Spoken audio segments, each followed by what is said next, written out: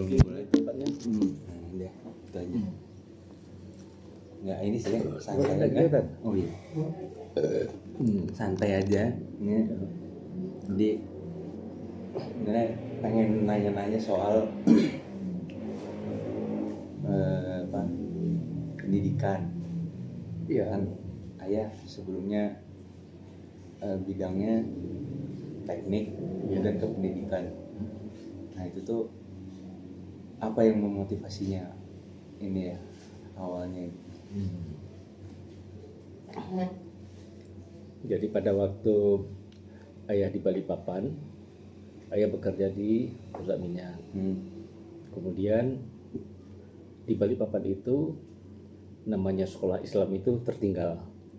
Jadi sekolah Islam itu konotasinya itu tidak maju, agak kotor, tidak diurus seperti itu.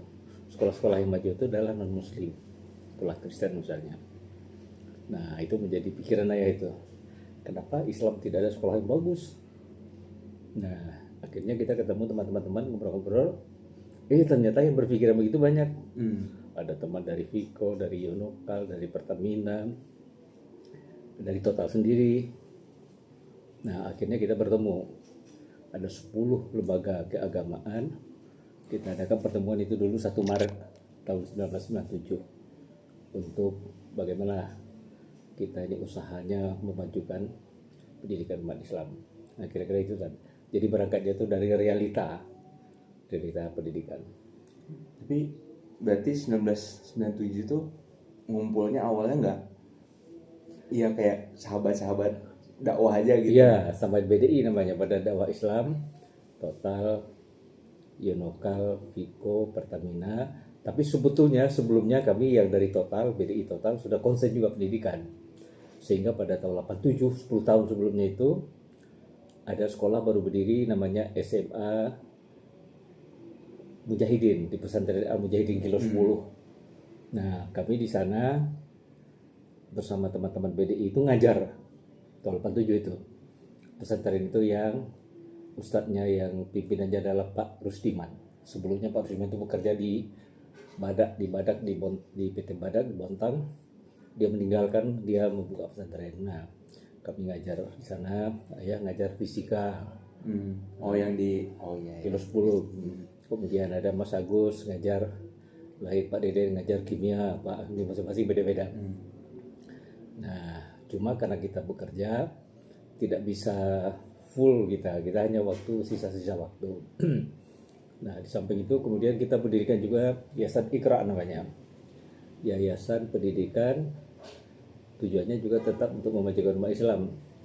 Nah, teman-teman BDI Total juga itu ada Om Mardadi, Om Wahyono, Om Deden, ayah, Om Bambang, Om Arif.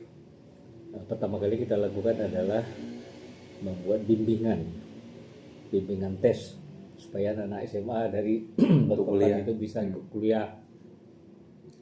Itu kita baru berdiri, kemudian ayah dapat tugas pergi ke Norway, jadi tertinggal itu ya, baru kembali lagi ya. Berangkat itu 93, baru kembali 96. Nah 97 itu kita hidupkan lagi untuk bersama-sama. Dan kebetulan pada saat tahun 94 dari Norway itu ayah naik haji sama ibu sama Vina sama Tika. Kemudian di Mina itu dulu belum ada tenda, kita tidur barengan di rumah lama itu. Di sebelah ayah tidur namanya Pak Fahmi Alaidrus tahun 94 itu. Dia baru mendirikan sekolah di Depok namanya Nurul Fikri. Pak Fahmi itu pendiri Nurul Fikri, mulai dari bimbingan tapi di tahun itu dia bikin SD, SMP, SMA di Depok. Nah ngobrol dengan dia menceritakan bagaimana umat Islam itu kalau dari sejarahnya Al-Fatih itu baru umur 21 tahun menjadi bisa menumbangkan Konstantinopel. Itu menjadi inspirasi di sekolah Nurul Fikri itu. Wah ya langsung tertarik, sehingga nanti pada saat kita mendirikan sekolah di Balikpapan tahun 97, Pak Fahmi itu kita undang dan guru kita itu kita kirim magang di Depok itu. Nah itu yang berkaitan dengan pendidikan itu. Tapi kenapa gimana ya, pendidikan secara, kalau dalam Islam tuh pendidikan tuh apa bentuknya, seperti apa filosofisnya gitu. Ya, jadi Islam itu sangat menghargai, sangat memuliakan pendidikan. Yang namanya guru, ulama, itu kedudukannya di bawah Nabi. Malah orang yang belajar pergi menuntut ilmu, itu kan mengejar pendidikan, itu diberikan oleh Allah banyak sekali janji-janji. Diangkat derajatnya, akan dimudahkan jalannya ke surga, banyak sekali hadis-hadis berkaitan dengan pendidikan. Jadi kalau kita lihat lebih awal lagi, kemajuan Islam di awal-awal masa emas itu karena pendidikannya maju. Nah, tapi kenyataannya setelah Islam itu tertidur, kan dulunya Islam itu maju sekali. Islam itu sejak lahir sampai tahun 1100-an, selama 450 tahun, ilmu pengetahuan, teknologi, pendidikan dikuasai oleh umat Islam. Jadi sampai ada satu buku yang luar biasa, karangan monumental dari George Charton, Harvard University, menuliskan selama 450 tahun tokoh pendidikan dunia, tokoh ilmu pengetahuan dan teknologi adalah dipegang oleh umat Islam tanpa jeda. Jadi dia membagi setiap 20 tahun itu siapa bintangnya. Nah, misalnya di tahun 1800 bintangnya adalah Newton, tahun 1900-an bintangnya adalah Einstein, nah gitu. Nah, dulu itu semuanya tokohnya Islam. Bapak ilmu kimia itu Jabir Ibnu Hayyan, Bapak ilmu kimia. Bapak kedokteran itu adalah Ibnu Sina. Bapak sosiologi ekonomi adalah Ibnu Khaldun. Itu semua catatannya ada, bukunya ada, bisa kita saksikan sampai hari ini. Nah, ada saksi sejarah, ada saksi berupa buku, tulisan, dan saksi fisik bisa sampai hari ini kita lihat di Cordoba, di Granada, bahwa itu adalah pusat Islam, masjid itu pusat ilmu pengetahuan, pusat orang belajar Islam sana. Barulah nanti jadi tokoh-tokoh ilmu pengetahuan itu hampir semua itu orang Islam. Barulah nanti di tahun 1100-an pertama kali diterjemahkan buku-buku bahasa Arab itu ke dalam bahasa Inggris. Siapa orang pertama yang menerjemahkan itu? Namanya Michel dari Scotland, sama Michel dari Scott dan Hendrik dari Denmark. Tulisan tangannya menerjemahkan itu masih disimpan dari bahasa Arab itu ya. Dari bahasa Arab. Dia belajar di pusat Islam di di Andalusia. Buku tulisan itu masih disimpan di Perpustakaan Nasional di Stockholm. Nah, itu bukti sejarah yang tidak semua orang bisa melihat sampai hari ini. Tapi kemudian Islam itu selama lama gitu mengalami kemunduran, masa gelap gitu, mulai dari 1100-an itu. Baru nanti di tahun 1798 orang Islam itu terbangun lagi dia. Nah, selama periode 1100-an sampai 1700-an itu umat Islam itu lebih banyak mengurusin hal-hal yang tidak penting. Urusan perbedaan 1100-an, 1140 lah gitu sampai tahun 1728. Berarti Khalifah Abbas Jadi yang waktu maju itu pada zaman Khalifah Abbasiyah itu Harun al-Rasyid, pusatnya di Baghdad. Dan juga Khalifah Bani Umayyah, pusatnya di Andalusia. Jadi dua pusat yang ilmu pengetahuan dan yang sudah maju. Eropa itu masih berlumpur, masih gelap. Nah, di tahun 1798 datanglah Napoleon ke Mesir. Mesir itu dianggap adalah pusat Islam karena di sana ada Al-Azhar, ada tokoh ulama-ulama. Nah, pada saat dia pergi ke Mesir, dia bawa juga di samping tentara, Napoleon itu bawa juga dokter, bawa insinyur, bawa segala macam. Nah, di Mesir itu mereka memperlihatkan, orang Mesir kaget, tertinggal betul kita ini dengan negara Eropa. Dulu mereka belajar ke kita, sekarang kok lihat Napoleon itu dokter yang dibawa, segala macam dibawa gitu kan. Akhirnya ada namanya Jamaluddin Al-Afghani, dia bilang, wah kita harus lihat sendiri ke Eropa. Pergi dia ke Perancis, tinggal dia di sana, menyaksikan dia. Ternyata Islam di sana itu bersih, teratur, disiplin, rapih gitu ya. Kemudian pulang dia. Maksudnya orang Eropa. Dia tinggal di Paris Prancis. itu, dia lihat sama dia saat itu dia di Paris berkunjung. Kok maju sekali, gedungnya bagus, orangnya disiplin, rapi, tertib gitu. Kemudian pulang dia dilanjutkan oleh muridnya. Nah, Jamaluddin sama muridnya namanya Muhammad Abduh itu adalah namanya mujadid, pembaharu Islam. Memikirkan dia apa yang salah ini. Nah, pada saat Muhammad Abduh ke Paris, dia pergi ke satu kongres besar lah gitu. Di sana berkata dia bahwa Islam itu adalah agama kemajuan, agama yang bersih, agama yang pokoknya agama modern gitu. Ada namanya Renan. Renan itu adalah, kalau kita mungkin kayak Rocky Gerung itu tokoh filosof yang terkenal pada saat Muhammad Abduh ke Paris itu. Kemudian kata Renan menunjuk di dalam forum besar itu, saya percaya betul apa yang disampaikan Abduh di kitab sucinya di Al-Quran.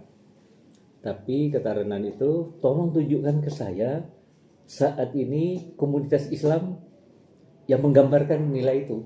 Ini Nilainya saya percaya penuh. membedakan antara Muslim Islam dan nilai. Islam dan Muslim. Islam dan Muslim. Nah, wah, tunjukkan ke saya di mana komunitas Muslim hari ini pada tahun 1900-an itu yang memperlihatkan nilai-nilai dalam Al-Quran itu. Muhammad Abduh tertegun Muhammad Abduh itu. Akhirnya Muhammad Abduh dia kunjungi negara Eropa yang lain. Setelah itu pergi juga dia ke negara timur, ke Pakistan, ke India, ke Bangladesh, ke Afghanistan, segala macam itu. Keluarlah ungkapan Muhammad Abduh yang sangat terkenal itu, saya pergi ke barat, saya temukan Islam, tapi saya tidak menemukan Muslim. Saya pergi ke timur itu maksudnya negara-negara Muslim, saya menemukan Muslim, tapi tidak melihat Islam. Karena orang tidak teratur, tidak disiplin, tidak menepati janji, tidak bersih, nilai Islam itu tidak terlihat.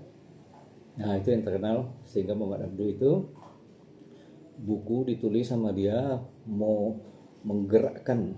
Nah, jadi Muhammad Abduh, Jamaluddin Al-Afghani itu adalah tokoh pembaharu Islam. Nanti Muhammad Abduh juga akan punya murid namanya Rasid Rida. Nah, itu tuh rektor di Universitas Al-Azhar. Nah, nanti sampai kepada muridnya lagi yang Rasid Rida. Kemudian Rasid Rida ya, kalau tidak masa Rasid Rida, dia membuat majalah namanya terbitan jurnal, kalau sekarang itu sekali sebulan itu namanya Al-Manar, waktu dia rektor di Buletin itu sekali sebulan, isinya yang penting-penting gitu. Pada saat dia mengeluarkan itu, ada surat datang itu tahun 1900-an awal itu dari Sambas, Kalimantan, alumni Al-Azhar, jadi ulama besar di sana namanya Basuni Imran, kiai besar di Sambas itu, nulis surat kepada Rasid Rida, kenapa Islam mundur, kenapa non Muslim maju, dengan realitanya saat itu. Dengan realita pada tahun 19 awal itu. Rasid Rida ini sebetulnya dia punya jawabannya, tapi dia tidak menjawab pendek. Dijawab sama dia berseri gitu di dalam Al-Manar itu. Kemudian Rasid Rida diminta sama dia, ada namanya Syakib Arsalan. Syakib Arsalan itu adalah cendekiawan Muslim tapi menulis pintar, tulisannya bagus kayak apa gitu. Syakib Arsalan jadikan ini buku. Dijadikan buku itu yang sangat terkenal. Buku itu diterjemahkan kepada belasan bahasa di dunia, menjawab pertanyaan dari Basuni Imran itu. Kenapa Islam itu mundur? Kenapa? Intinya adalah sebetulnya Islam itu mundur, bukan Islam yang Muslim itu mundur, karena dia tidak menjalankan Islam. negara yang non muslim itu maju karena dia meninggalkan agamanya. Mereka tidak menjalankan agamanya dia, tapi maju dia. Itu berjalan terus, masalah itu tidak selesai sampai di tahun tahun 2010 ada namanya George Washington University melakukan survei di 198 negara. Jadi artinya seluruh negara di dunia. Kan ada nilai Islam itu mulai dari kejujuran, kedisiplinan, kebersihan, kerja keras, istiqomah segala macam, itu ada nilai-nilai itu. Dicek di setiap negara yang 198 itu. Negara mana yang paling menjalankan nilai itu? Tidak peduli ya negara Islam atau tidak Muslim. Nah, itu istilahnya dia bikin Islamicity Index. Jadi indeksnya itu berdasarkan nilai-nilai Islam. Nilai Islam. Dilihat di negara sekarang itu. Ternyata yang betul-betul menjalankan nilai itu walaupun dia tidak tahu itu nilai Islam adalah negara New Zealand. Nomor 2, 3, 4 nanti ada Denmark di Eropa itu. Dan negara Islam di ranking itu di paling pertama itu di 30-an, 35 kalau nggak salah. Dan Indonesia dari di ranking 120-an kalau nggak salah. Sangat di bawah. Jadi tidak menjalankan kita. Nah, artinya apa? Orang Islam punya nilai yang sangat mulia, tapi dia tidak menjalankan nilai itu.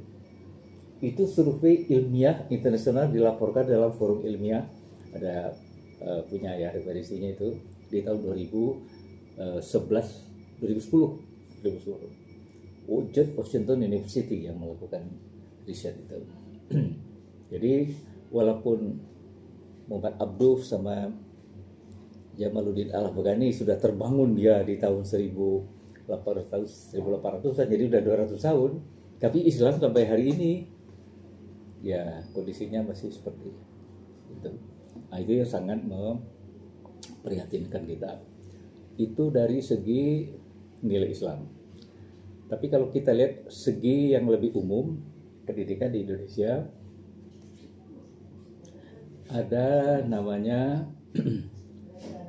setiap tahun itu PBB lewat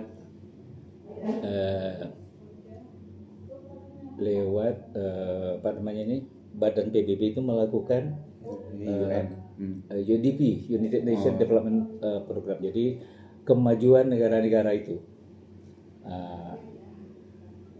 Dia melaporkan setiap tahun itu namanya adalah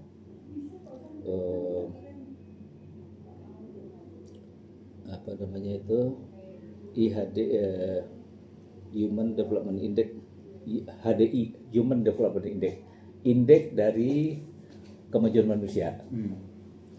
Nah, itu dia mulai setiap tahun itu. Indonesia di tahun 2014 itu di ranking 111 lah gitu dari 200 negara. Kalau terakhir itu malah di ranking turun sampai di ranking sekarang udah 119 berapa gitu. Itu Human Development Index, HDI namanya. Kesehatan, pendidikan. 3 faktor. Faktor pendidikan, faktor kesehatan, faktor penghasilan. Tiga itu sebetulnya penghasilan. Ya, penghasilan, pendidikan, dan kesehatan. Itu kan sebetulnya manusia itu diukur dari sana. Human Development Index itu menunjukkan kemajuan negara. Ini disebut negara maju, ini negara berkembang, ini negara underdeveloped. Nah, itu dilakukan UNDP. Kita di ranking itu.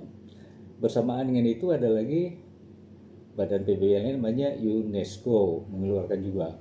Indonesia itu, tapi tidak sebuah negara, dari 120 negara, Indonesia itu di ranking 60-an. Kalau yang tadi yang dari UNDP, kita di ranking 111-an itu, yang itu malah tidak jauh dengan Palestina segala macam. Tapi ini sedang dalam sebetulnya kita masalah kita. Nah, kemudian pada tahun 2016 Indonesia sendiri melakukan namanya pemetaan pendidikan 2016. Namanya mapping dia, dan menunjukkan bahwa dia melakukan mapping itu patokannya adalah namanya SNP, patokannya itu Standar Nasional Pendidikan. Pemerintah bikin standar kita itu ini. Nah, kenyataannya bagaimana? ternyata hasil dari survei tahun 2016 rata-rata itu baru 14%. Dari standar yang kita bikin sendiri. Jadi dari standar yang dibikin sendiri. Bikin sendiri. Untuk kita menilai yang sudah menilai kita dikerjakan sendiri, baru 14% jalan. 14% meratanya pendidikan atau 14% Baru tercapainya gitu. tercapai Dari yang kita tetapkan sendiri. Nah, yang lebih parah lagi ada namanya PISA. PISA itu program International Student Assessment, kalau tidak salah artinya itu ya. Ada badan di dunia ini yang melakukan assessment untuk pendidikan. Nah, dari 16 kalau nggak salah, pokoknya Indonesia itu berada di nomor 2 dari di bawah, paling bawah, nomor 2 paling bawah. Kemudian di tahun 2000, sekarang 2002 baru sekali ini 2024 ya, tahun 2025 Indonesia tuh membuat juga namanya itu semacam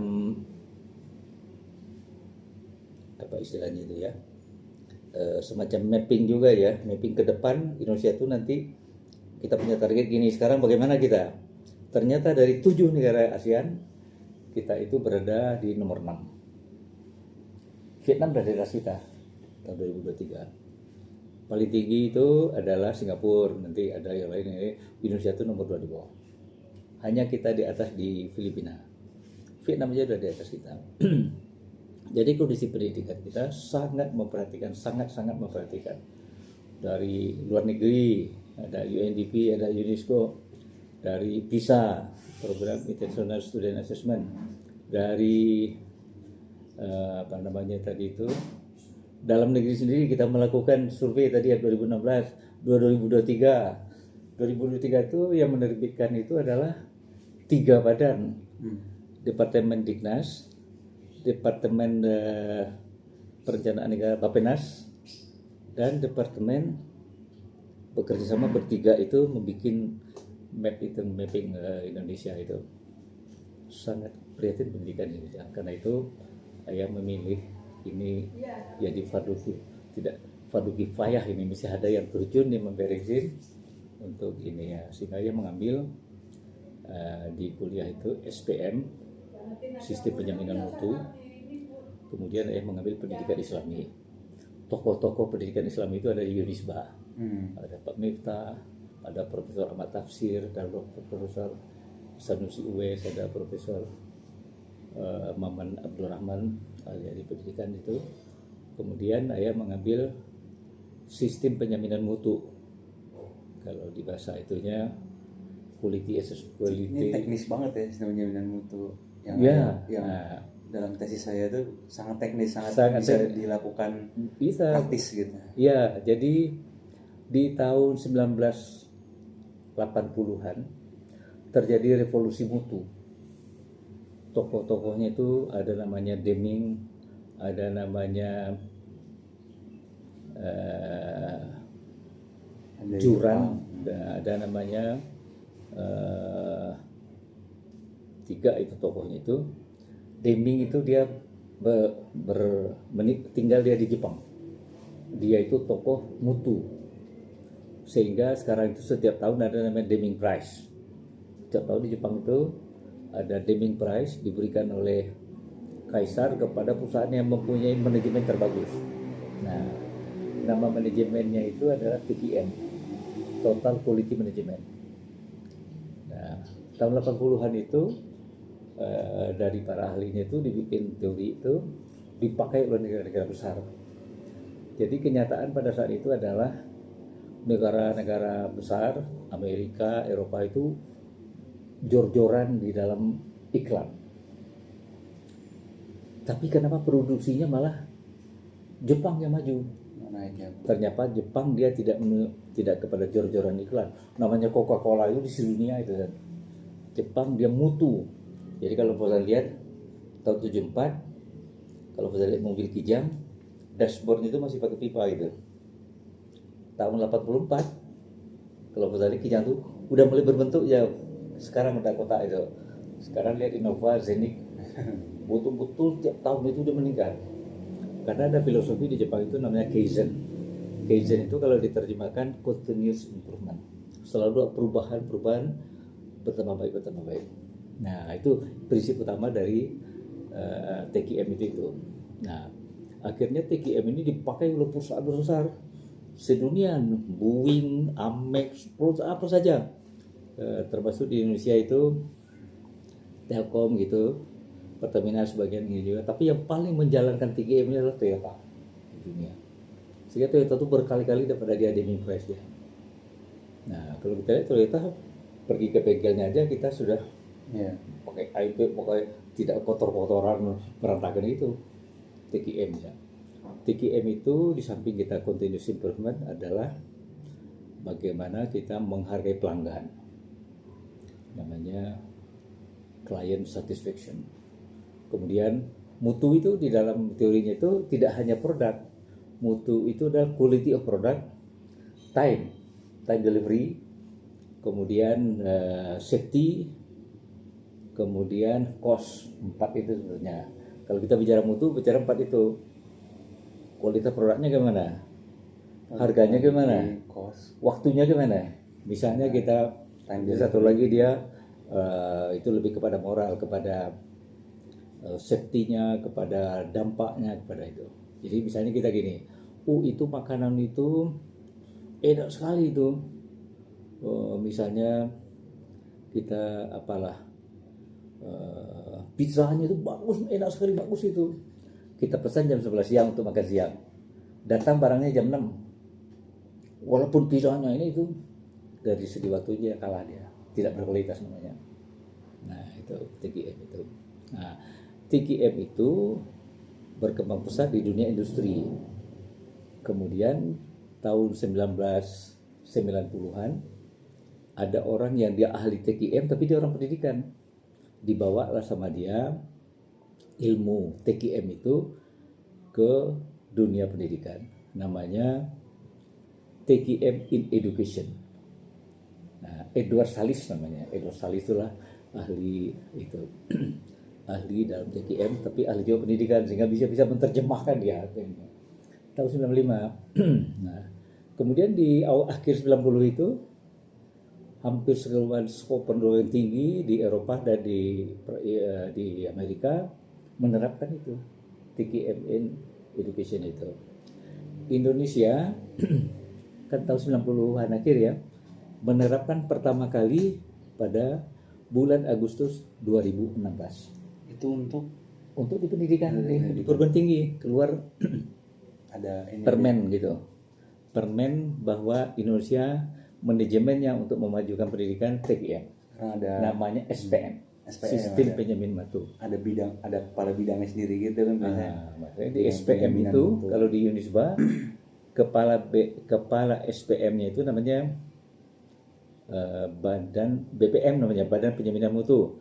Sejajar dia dengan wakil rektor. Tapi dia menilai wakil rektor juga dan dia menilai rektor juga. Nah, itu Bu Nan ya Balikpapan itu. Di ITB termasuk anak-anak itu termasuk anggota di dalamnya juga. Jadi dia badan yang kuat, yang independen, menilai dia seluruhnya. Mulai dari dia di dalam TQM itu yang paling penting malah proses bukan hasil. Hasil itu sudah konsekuensi logis itu. Contohnya gimana tuh? Contohnya gini, kita bikin suatu barang. Ini dalam taraf pendidikan gitu. Oh, di pendidikan. Nah, di pendidikan kita misalnya ada satu pelajaran kita berikan ke anak. Kemudian anak itu pada saat dia sudah tingkat kelas terakhir naik kelas baru diuji dia. Bukan itu dia TQM itu. Bagaimana dia per minggu, per hari, per minggu, per bulan itu menyerap ilmu itu bagaimana. Nah, kalau di produk sangat jelas itu. Ini bikin pabrik mobil. Mau dibikin gitu udah mau dibawa ke showroom baru di quality check. Akan banyak sekali yang harus kena dibuang gitu. Jadi setiap proses itu selalu langsung ada checkpoint. Ada checkpoint itu. Check quality. Check quality-nya itu. Jadi bukan di proses, bukan di result dia, tapi di proses dia. Jadi penekanannya TQM itu di proses. Kemudian itu akan sampai banyak penghemat. Berarti dengan itu maksudnya dengan ada banyak checkpoint untuk cek proses itu bisa improvementnya dari setiap itu langsung pas ketemu langsung di sini dilakukan proses. Nanti ada lagi namanya itu apa, begitulah kira-kira itu. Dalam proses itu pun sudah dilakukan kontrolnya bukan di produk, bukan di hasil, tapi di nanti hasil itu kan adalah input, proses, output, outcome, impact di pendidikan itu. Jadi ini kita ada input, proses pendidikan itu, kurikulum, kelas segala macam itu. Nanti ada output itu adalah kalau di pendidikan disebut namanya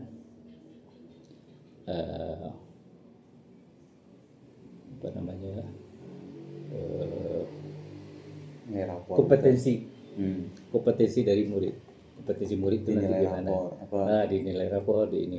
Setelah itu nanti ada lagi sebetulnya setelah output itu ada outcome namanya. Outcome itu lebih tinggi dari sekedar output. Outcome itu sudah mempertimbangkan hal-hal lebih jauh lagi. Yang paling dasar lagi adalah impact. Ada pengaruhnya nggak kepada seluruh sistem itu? Kalau kita mengajarkan anak itu kejujuran, dia bisa melakukan untuk diri sendiri, itu baru output. Outcome dia sudah bisa belum melekat ke dirinya, itu udah outcome. Impact itu malah dia udah mempengaruhi saudaranya lain. Kita harus jujur. Nah, dalam pendidikan harus sampai ke impact itu, dampak itu. Jadi berdampak itu selalu sekarang menjadi topik itu. Dilihat kan pendidikan selama ini output dia belajar aja gitu kan.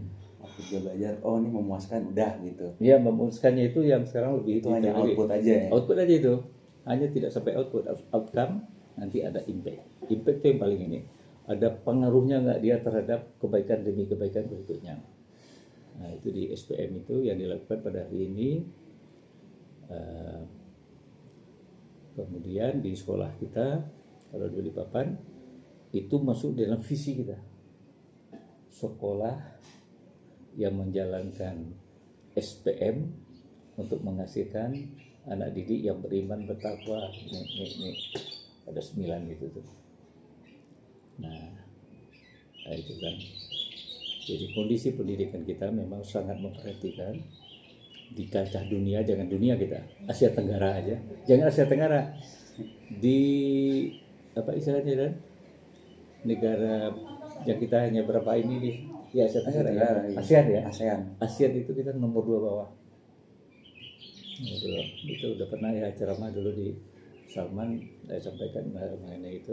Dan itu juga buku mengenai pendidikan zaman lalu, zaman sekarang, dan yang akan datang. Nah, kita sekarang berpikir kalau pendidikan itu, kalau di sekolah kita itu, di pendidikan itu, kita paradigmanya adalah masa depan. Ya. Kita tidak berbicara hari ini, bukan investasi jangka pendek gitu ya, bukan yang hasilnya langsung dapat gitu. Bukan, penting masa depan kita. Belum selesai ya, Bu. Nah, jadi kita apa saja yang kita bicarakan sebetulnya kita membicarakan masa depan. Masa depan itu tidak sama dengan hari ini. Jadi Ali bin Abi Thalib itu bilang bahwa didiklah anakmu sesuai dengan zamannya nanti, bukan zaman kamu sekarang dan masa lalu. Nah, itu yang kita pelajari dari Fuka dan Bani. Sebabnya di Otanda. Fuka itu Fuka dan Bani itu adalah keadaan global dunia dari segi sosiologi.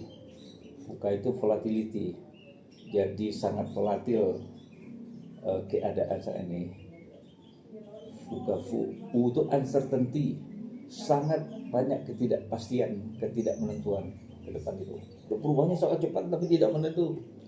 Kemudian K itu adalah kasih aja buku judulnya Fuka dan Bani.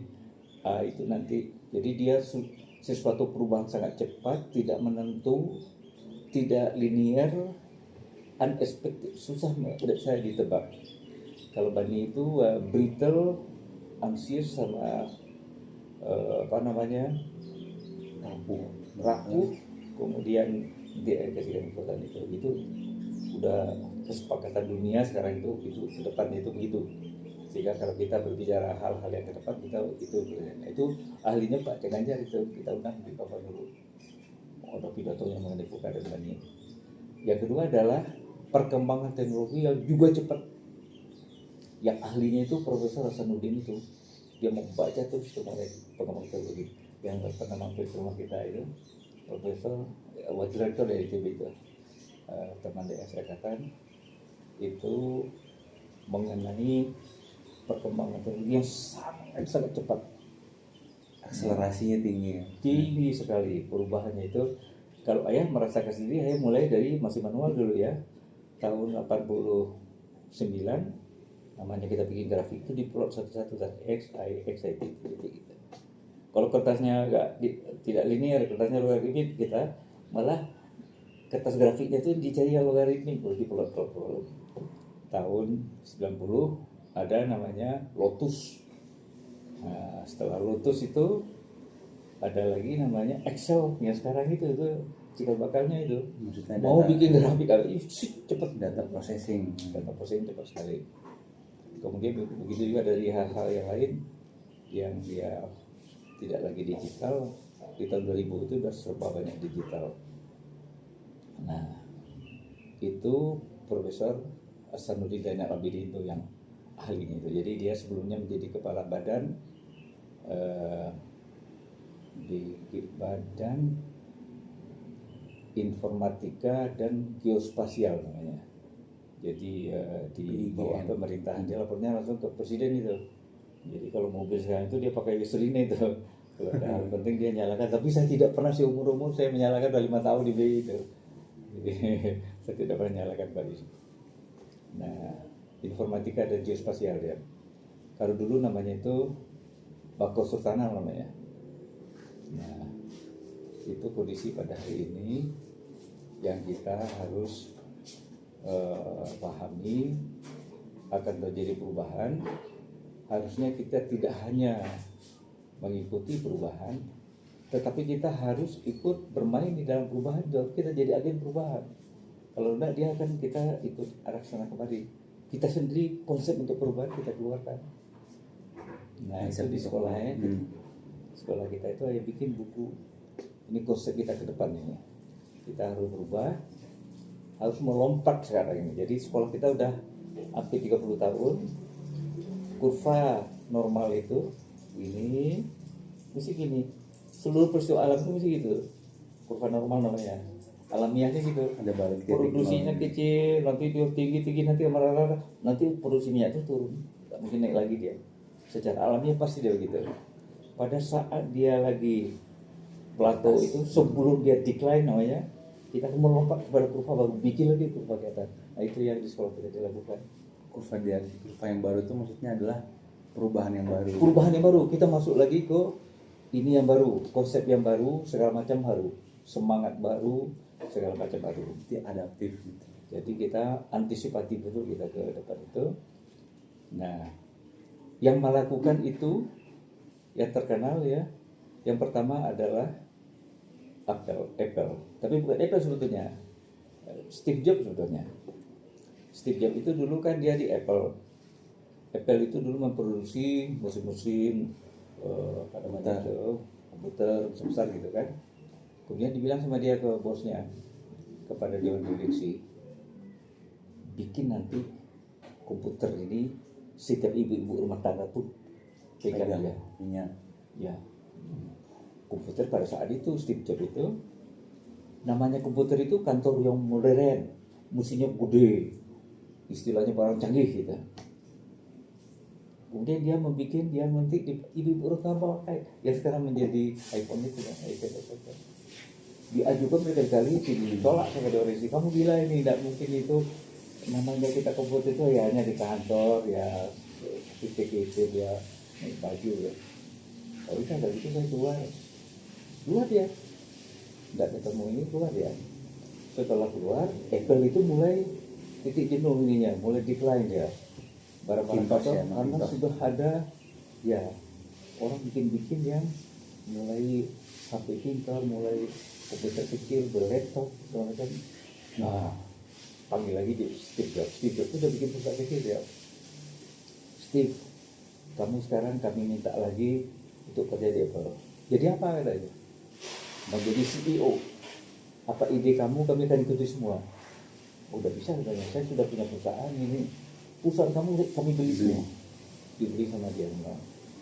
Kemudian kamu jadi CEO, ide-ide kamu ya. Jadi dia sama iPhone, bikin iPad, bikin apa-apa itu barang kecil, tapi bisa dipakai oleh masyarakat, dipakai sampai ibu-ibu di rumah, sampai yang kita sekarang ini nih, produk dari Steve Jobs.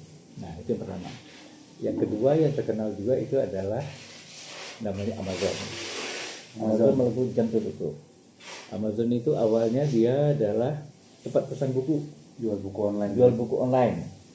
Sekarang itu dia menjadi e-commerce segala macam sedunia. Jeff Bezos. Nah, Amazon dia melakukan jam tertutup ya.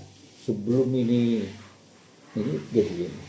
Yang ketiga ini yang langganan kita ini Netflix itu dulu penyewaan CD yang disewa untuk diputar di rumah. Sekarang dia disewakan sama dia jaringan internasional jutaan orangnya ini. Bahkan dia punya production sendiri, jadi Iya. kayak Universal sendiri gitu. Ya, Netflix. nah, itu contoh-contoh orang yang dia menghadapi perubahan yang cepat tidak menentu itu dengan tepat. Ada yang tidak tepat, ada. Contohnya misalnya Kodak itu dia memproduksi analog kertas, tidak menduga di suatu saat orang ternyata moto itu digital, nggak dihapus, bikin lagi ini tinggal ya. Yang kedua termasuk ya misalnya BlackBerry termasuk juga misalnya IBM ya, dulu IBM kan komputer paling ini ya. Iya. Kemudian yang satu lagi misalnya Nokia termasuk ya. Nah kalau yang di yang di Jepang misalnya Nokia, yang Sony itu dulu ngeledek Samsung itu. Samsung Korea produk ini. Samsung itu targetnya kita melewati Sony. Karena Sony dari Sony nggak kelihatan itu Samsung segala macam dibikin apa ya, mulai HP sampai mobil segala macam kita waktu sana ngeliat ada mobil Samsung banyak ini. Nah kalau di Indonesia misalnya kalau kita lihat skala kecil, kalau Volkswagen di tahun saya masih kecil itu dulu taksi itu yang paling besar itu presiden taksi namanya. Presiden taksi Di Indonesia di Jakarta di mana itu. Nah pada saat datang Gojek, datang apa itu hancur ya. Yang tidak hancur adalah Gubert. Dia kalau Gubert contoh jam terdekatnya apa tuh? Nah dia menangkap peluang begini. Kita adalah sudah kalah dengan masalah Grab segala macam itu, maka kita kerjasama. Oh iya, dia ada online juga ya. Maksudnya online itu dia bergabung dia sama itu Gojek itu. Sekarang itu tadi saya cerita sama Sopir Tiger itu City Trans itu dibilang Gubert. Iya, punya Gubert Group. Gubert. Hidup dia terus ya, jadi dia mengantisipasi, membaca dia ke depan begini. Bagaimanapun kita besarnya pada hari ini, ingat nanti kita akan decline, harus kita pikirkan ini ya jam tersebut. Jadi dia setelah kita diberlakukan itu ya jam itu.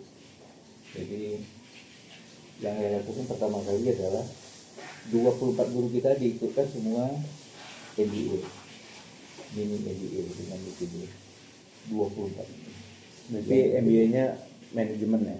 Iya, manajemen itu kita dia manajemen masalah keuangan, manajemen masalah human resources, manajemen masalah inovasi, manajemen segala macam kan.